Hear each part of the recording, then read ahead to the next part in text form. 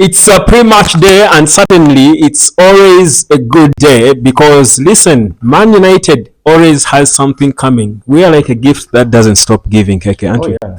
Gift of bad news every week, gift of injuries. We just keep giving good and bad. But here on the United Sport, it's all about positive energy. So guys, listen, Man United can do it against Ipswich, and we've got a lot to be excited about, Keke. I mean, Most of us are excited about the young kids, aren't we? we are, and the fact that we're playing Mr. McKenna, who could have been one of our coaches, but we said McKenna not good enough. Let's bring in Amorim. So Amorim is playing many of the guys who would have taken his job, and many of them are actually beating him. So it's a very interesting game. Ipswich will be tougher than we think because there's a bit of McKenna saying, "Nick aside, Diagwe, come on now, yeah." Hard game, yeah. But nerves at Old Trafford, that's what we used to. We stuck at Old Trafford. We can't win at Old Trafford. So that's why I'm believing. Just play the kids. The kids are free. Play Chido Obi Martin. Play Haven. Play the right back. Be daring. If you lose, where do you drop? 17th? I've been for you for the kids, KK, but with hindsight, I look at it and I'm thinking, couldn't it be a wrong thing? This season is gone. Yeah. Man United has had very good kids before, but we put them under a lot of pressure. Yeah. Kids like Garnacho, kids like Ahmad, kids like Kobe Maino are not bad players. They're not. This team is making them look bad because they are under so much pressure. Absolutely. Shouldn't we first protect the kids? I mean, it depends. I mean, if these kids walked into a team that had incredible seniors who are playing good ball, if imagine Sancho was still at the team, and you name it, all the guys were thrown away. Rashford, many of these guys will not be playing 90 minutes. They'll be playing like 10, 15, 20. They'll be filling into a good team. But the team is bad. They're looking at anywhere for inspiration. So in such teams, you find yourself having kids playing 90 minutes extra time and being exposed because they're still running the game. Yeah. They have 1, 2, 3 tricks. So as he's running the 4th, 5th trick, he's trying to win games. So burnout finds his kids, and before you know it, the kid is flat. He's just playing to finish. Yeah. And as that continues, slowly by slowly, they develop habits that go into losing habits, and you lose the kid's talent.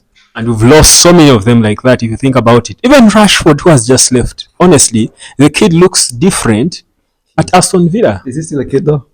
Okay, compared to me and you. yeah. I mean, Marcus, yes. We've been watching highlights of Marcus when he was scoring goals for Ole and some goals for Ten Hag. Happy guy when he's scoring. So that's why England loved him. But eventually, if you're in a bad team, if you're in a place where you're not paying rent, if you're in a place where the landlord keeps calling you, eventually your body language starts to tell. And eventually, by the time Marcus left, he was angry with management, with the club, with some fans. And I think it's what they call adulting. The adult life came for Marcus. He was no longer the kid who could go games without scoring. Now, he had set a standard where we need to see a goal.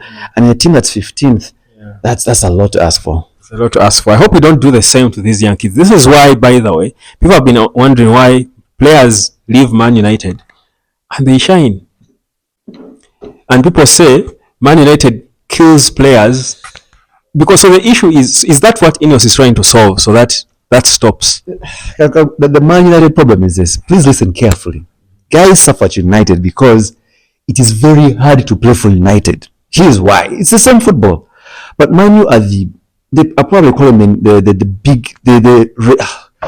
Real Madrid, Los Angeles Lakers, Ferrari league, the teams of this generation that are the biggest, most hated, most loved. So even the players you're playing against want to beat you.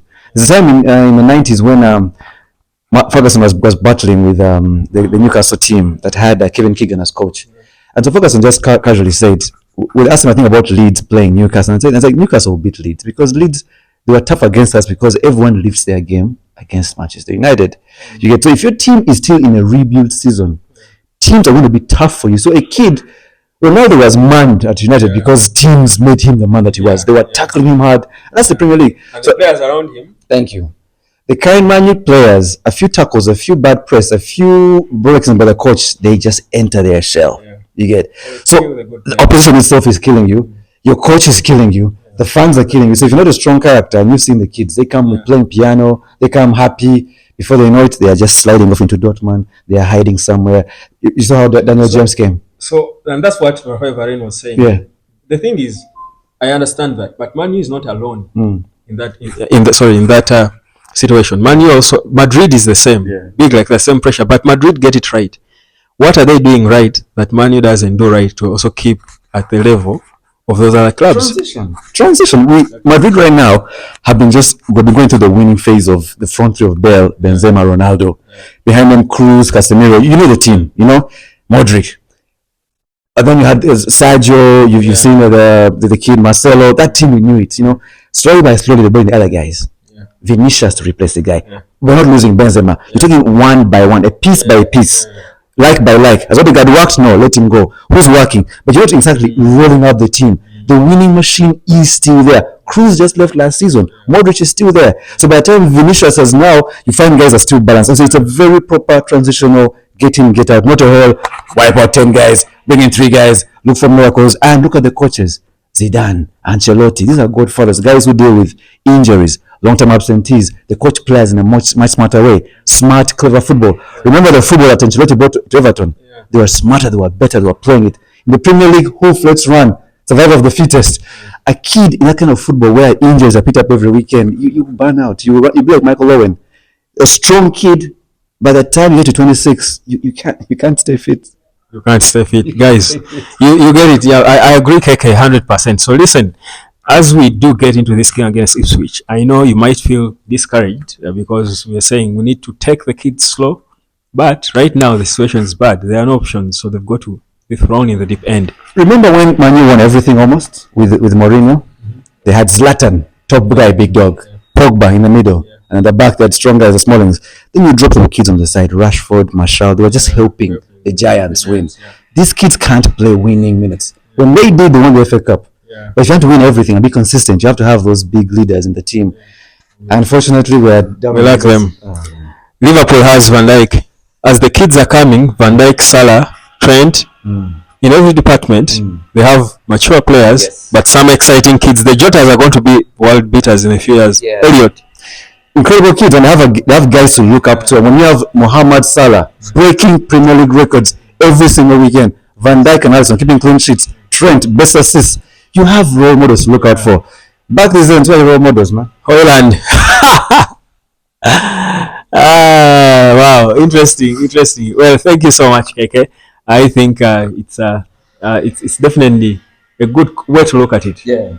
But looking at the Ipswich game, what's the prediction? Tough game, McKenna at Old Trafford. They'll play hard, they'll play swift. We are down on bodies. It could be a tough draw for us. Tough draw again, KK. No, it's a win for Man United. Sorry, Kylian. I liked him, by the way. Yeah. But no, sorry. We're winning this one. We need a few wins, KK. We need a few wins, man. They'll come in the cup, not in the league. Man. It's always like teams are looking forward to beating us and looking at Omon smile go off. Like when a new manager comes at Man U, guys are like, Muzako. So they love beating us. And so if you lose to Man U, you're actually failing because everyone is beating that club. Something with Man City right now. What was your best post-Fergie team? Ole in COVID. A bit away from home. That team was good. Martial, Brand New, Bruno. That team was good. Greenwood, Mason Greenwood off the bench. That team was incredible. Yeah, I was making the team play. Wan-Bissaka, Maguire afterwards. When Mason went to jail, that's when everything went away. Go back, watch the records, double check. When Mason went down, we went down. But Ole's team, up until Mason went down, that team was scary. Then the Europa League final, they had Cavani. Ole was the best. The Amorim team is coming too. Subscribe. I'll catch you later, fam. Thank you, KK, man.